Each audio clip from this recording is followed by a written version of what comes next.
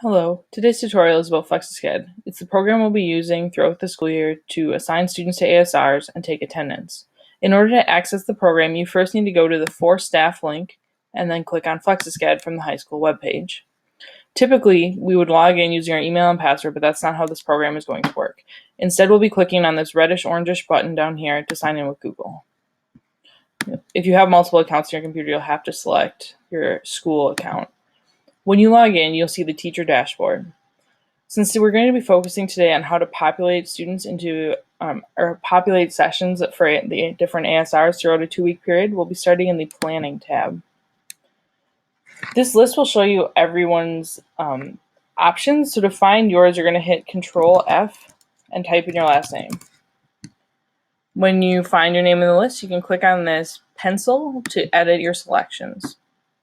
I have things in mine already, but the first thing you'll need to do is enter your room number. The default is to not have a room number, so you'll just pick the room that you're planning on being in for ASR.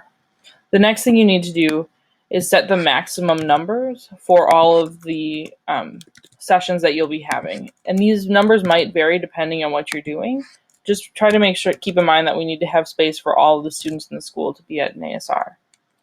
The description will be shown to students when they are looking for ASR sessions to go to, but they'll only see the first 115 characters, so slightly less than a tweet for those of you who are active Twitter users.